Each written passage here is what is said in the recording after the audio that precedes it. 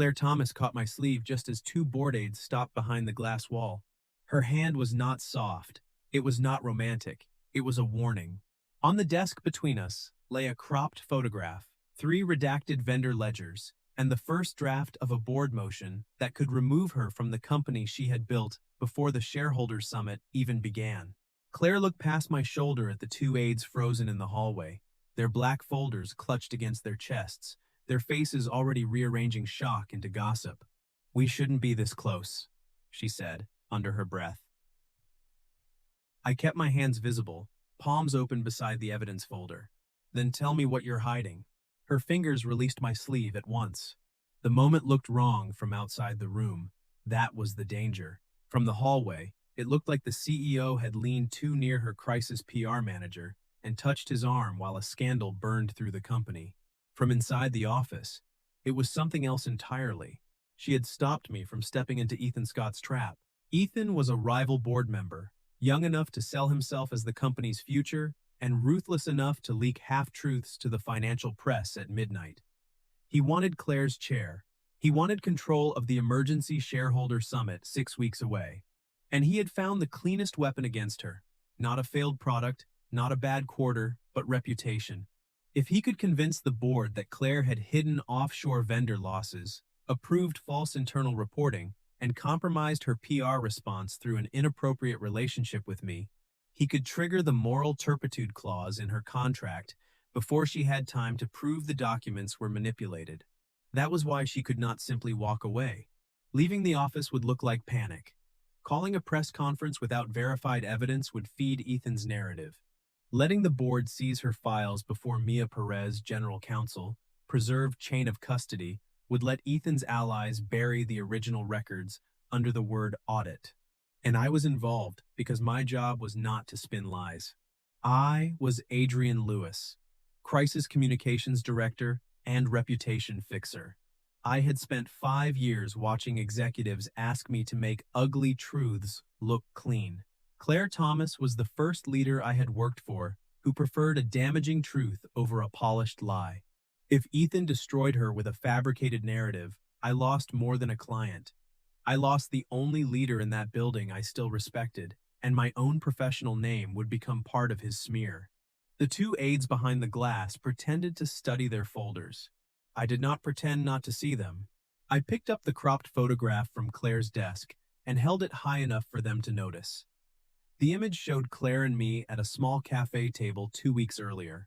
Her hand was near the center of the table. My hand was extended. The folder between us had been cut out of frame. To a board looking for a scandal, it looked intimate. To anyone with the full footage, it was a strategy meeting over a ledger. "Close the blinds," Claire said. "No." Her eyes snapped to mine. "If we close the blinds now, it looks like we are hiding." I turned toward the hallway and spoke loudly enough for the aides to hear. "Mia is on her way. No one leaves with copies of that photo until legal reviews how it was obtained." The aides stiffened. Good. A room changes when the person being watched begins watching back. Claire's shoulders lowered by a fraction. "That will make Ethan move faster," she said. "He already moved too fast.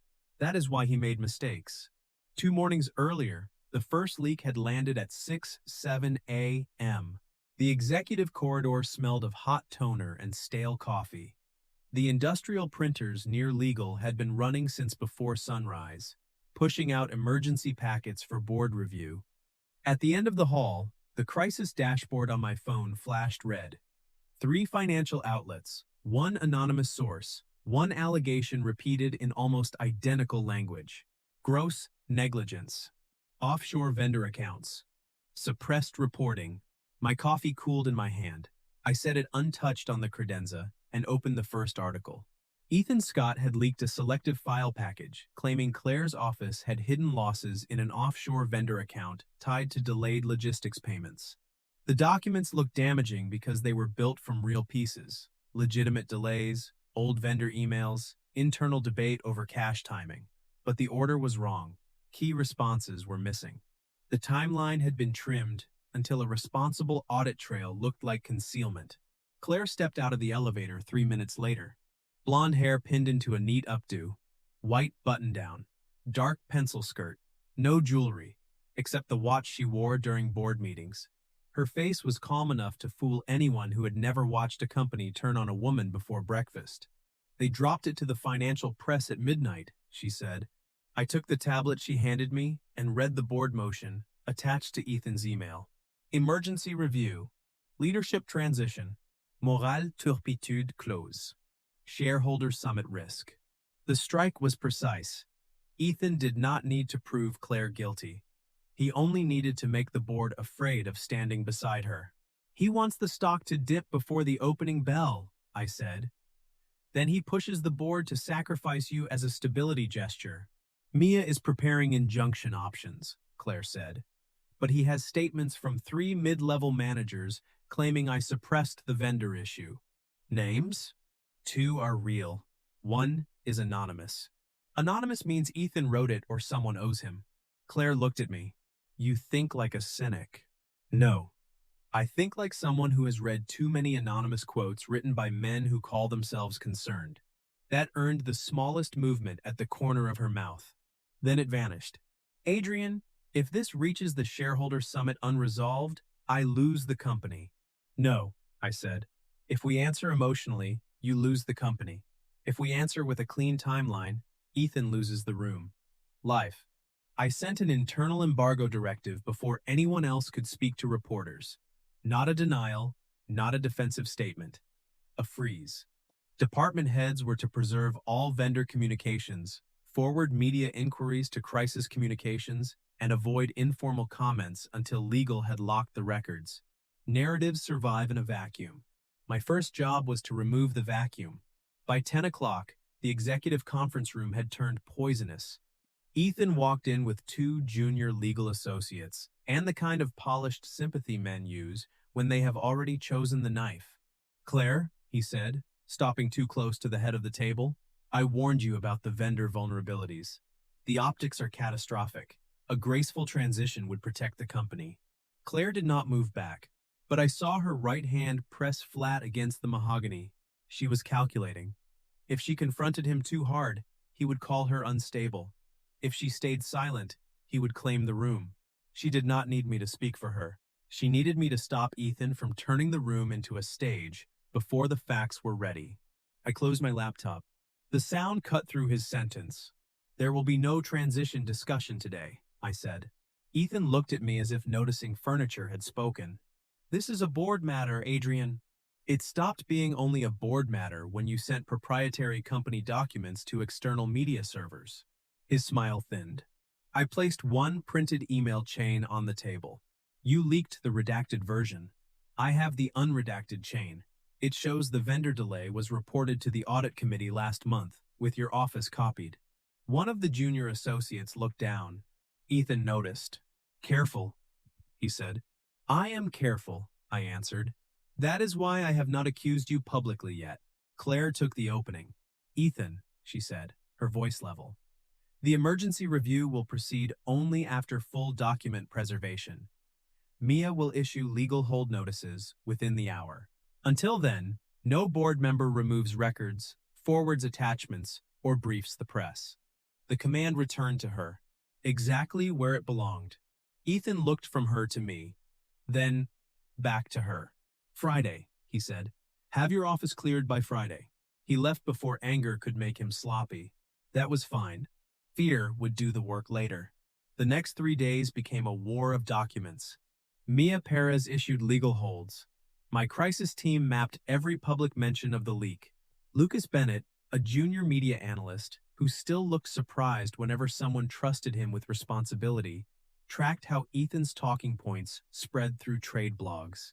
Claire's finance team produced the real ledger. Every time Ethan pushed a rumor, we answered with a preserved record. Every time he fed a whisper to a board ally, Mia sent a numbered document request.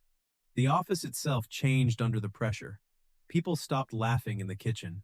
Conversations died when Claire walked past. Printers ran late. Security badges clicked louder against the turnstiles.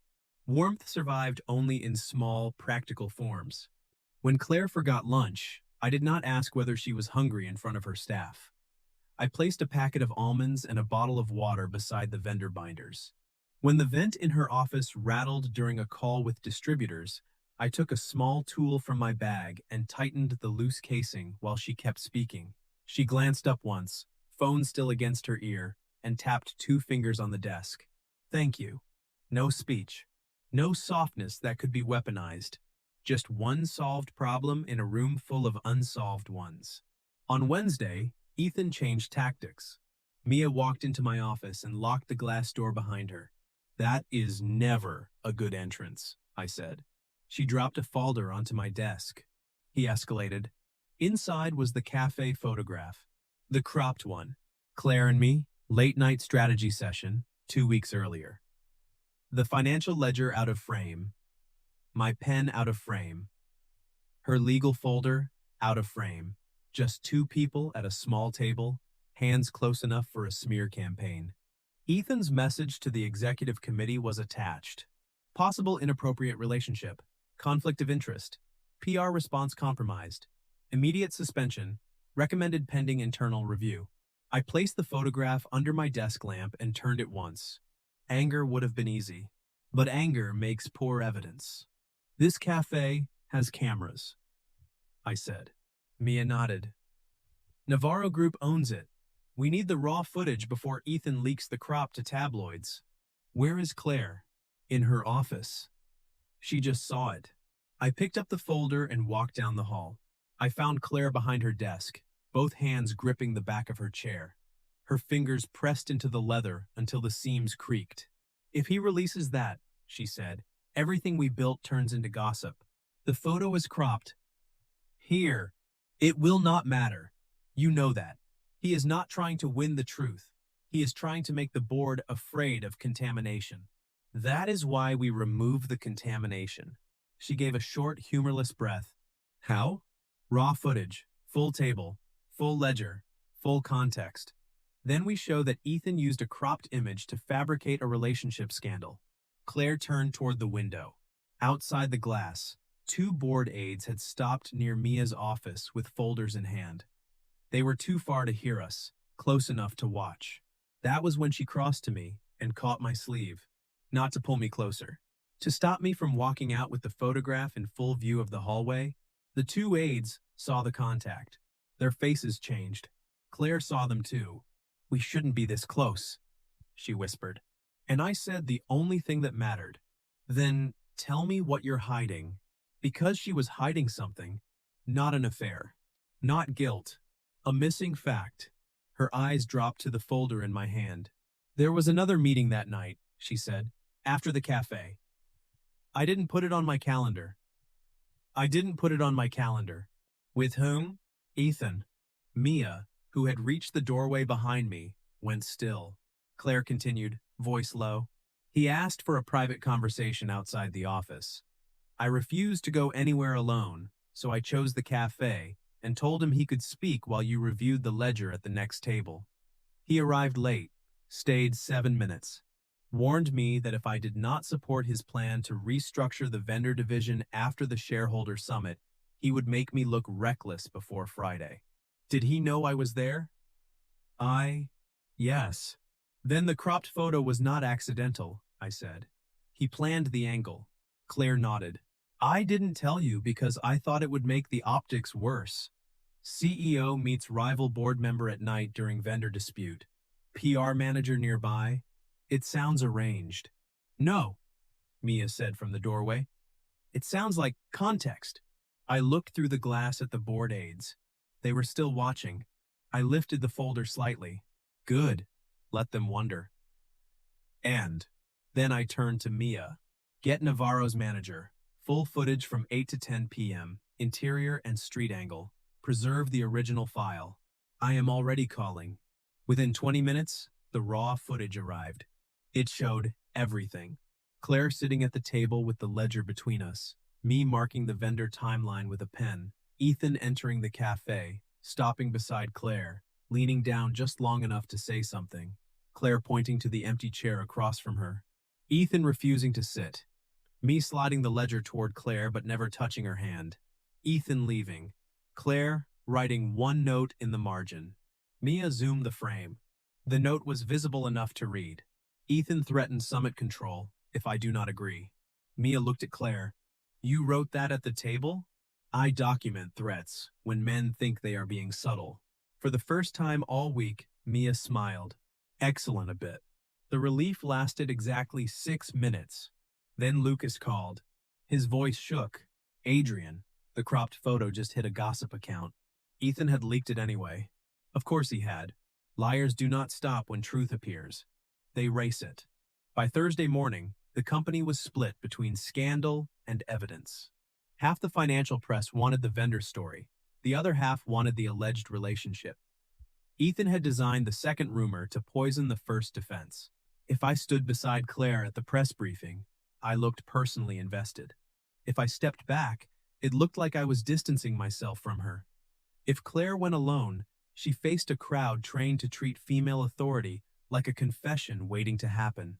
We needed a structure no one could call private. Mia built it. At 11 a.m., she issued a formal memo. Crisis communications would present process, legal would present evidence preservation, finance would present ledgers, and Claire would present operational decisions. My role was scoped, documented, and limited. My department would be audited afterward by an outside ethics advisor. Claire read the memo at her desk. You do not have to agree to this, she said. If I refuse, Ethan says, I am hiding. If you agree, your work goes under review. Hey. That is better than your company going under a lie. She looked up. This could still ruin us. Professionally? Yes. How? Then we make the professional record clean enough to survive it. The press briefing took place in the atrium at 2. Glass roof, marble floor, 4 cameras from major financial outlets, 2 distributors on the side, board members standing near the back as if distance could protect them from choosing. I opened with the timeline. Not emotion. Dates. Emails. Vendor delays. Audit committee notices.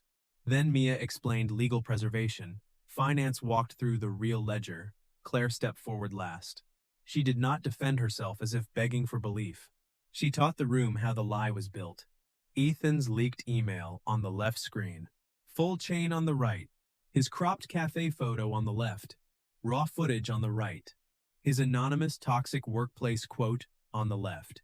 Signed HR records on the right showing the quoted manager had left the company 8 months earlier. By the time Claire finished, the room had changed. Not warm, not friendly, but awake. A reporter raised her hand. Miss Thomas, did you have a personal relationship with Mr. Lewis during the crisis? There it was. The trap in its cleanest form. Claire did not look at me. Good. She looked at Mia. Better. Then she looked back at the reporter. Mr. Lewis was my crisis communications director. His role, scope, and decisions are documented and under independent ethics review. I did not ask him to protect my feelings. I asked him to protect the record. The record now speaks for itself. Mia stepped to the microphone. And if anyone publishes the cropped image without the accompanying raw footage we have provided today, they should expect immediate legal action. No one asked that question again. Friday's emergency board review became less a trial than a cleanup. Ethan arrived late. That was his second mistake. A man who expects to win arrives early enough to watch people fear him. A man who knows the floor has shifted arrives late and calls it strategy. Mia distributed the final packet. Lucas, pale but steady, presented the media spread map showing Ethan's talking points moving through proxy accounts before the first article published. Finance presented the vendor ledger. I presented the crisis response log and ethics scope. Claire presented the outcome. The company was not mismanaged, she said. The board was manipulated. The vendor delay was disclosed. The offshore account was monitored. The relationship allegation was manufactured through cropped visual evidence. The emergency shareholder summit will proceed under independent supervision, and I will not step down to protect the comfort of the person who engineered this. Ethan tried one final time. You are making this personal. Claire closed the binder. No, you did. Mia slid a resignation agreement across the table. Ethan, external counsel has enough to pursue claims for breach of fiduciary duty, data misuse, and market manipulation. Sign now, and the board may keep this within civil channels pending regulator review. Refuse, and we file before lunch. Ethan looked at the board. No one rescued him. He signed. Not because he was sorry, because consequence had finally found a door he could not talk his way around. The shareholders' summit 6 weeks later was the true ending of the coup. Not the press briefing. Not the resignation. The summit. That was where shareholders expected fear and found procedure instead. Claire stood on the stage beneath white lights, the company seal behind her, the real vendor timeline published in every packet. She answered questions for 2 hours. Not one answer drifted into blame. Not one avoided responsibility. She acknowledged delays, corrected forecasts, named the new controls, and showed exactly how the board would prevent another manufactured crisis. Watching her from the side aisle, I understood why Ethan had tried to destroy her reputation. He could not defeat her competence, so he had tried to make competence look lonely, compromised, and suspect. He failed. When the final vote confirmed Claire's authority, the room stood. Not everyone. Enough. Lucas nearly dropped his tablet while clapping. Mia caught it without looking and handed it back. Again? She muttered. Sorry, Lucas whispered. Claire saw the exchange from the stage and laughed into the microphone. The room laughed with her. It was the first sound in 6 weeks that did not feel defensive. That evening, I was in my office clearing the last crisis files. My desk looked emptier than it had in years. No emergency briefing binders. No red folders. No midnight press matrices. Just a final memo from Mia. Crisis representation closed. Independent ethics review complete. No conflict of interest found. No active reporting relationship between Claire Thomas and Adrian Lewis for personal matters. Mia had underlined the last sentence once. Subtle as a brick. A soft knock came at my open door. Claire stood there in a charcoal blazer, hair down from the summit, shareholder folder tucked under one arm. Not cornered, not hiding, not leaning on crisis. Choosing. I read Mia's memo, she said. I assumed she sent it to you before she sent it to me. She did. Efficient. Terrifyingly. Claire stepped inside and placed the shareholder folder on my desk. Then she placed a small white card beside it. Separate from the file.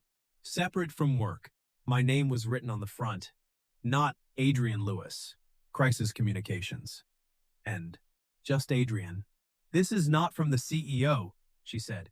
It is not from the board. It is not from a woman asking to be protected from a scandal. I looked at the card. And who is it from? Claire. I opened it. Dinner. Friday. No folders. No cameras. No emergency statements. If you want to come as yourself. The office was quiet, except for the low hum of the HVAC. The same sound that had filled the corridor the morning everything broke.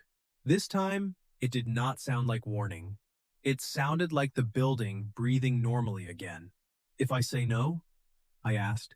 The company remains mine. Your review remains clean. Mia remains smug. Nothing changes except my dinner plans. If I say yes? Claire's mouth softened. Then we start with one evening no one can turn into evidence. I set the card on the desk, away from the shareholder folder. A clean line. A new one.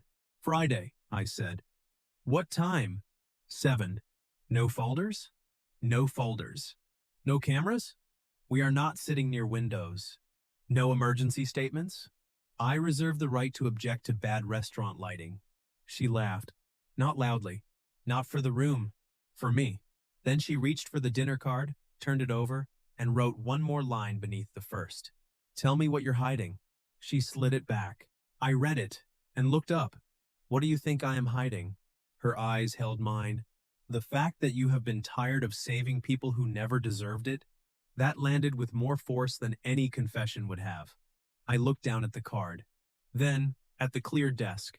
Then at the woman who had just survived the kind of attack that makes most people smaller and had somehow come out more precise, more honest, more herself. I am not tired tonight, I said. Her smile changed. Not triumph. Relief. She nodded once and stepped back toward the door. Friday then? Friday. After she left, I stayed in the office for a full minute. No crisis dashboard flashing red. No cropped photo waiting to be weaponized. No board aids behind glass. Just the HVAC, the city light, and a dinner card that had nothing to prove. 6 weeks earlier, Claire had grabbed my sleeve because the room was ready to misunderstand us. Now she had given me a choice in writing. After the work was done, after the record was clean, after no one could confuse help with leverage. That was not scandal. That was trust. Closing thoughts. Core lesson. Truth protects people better than panic ever can. Green flag.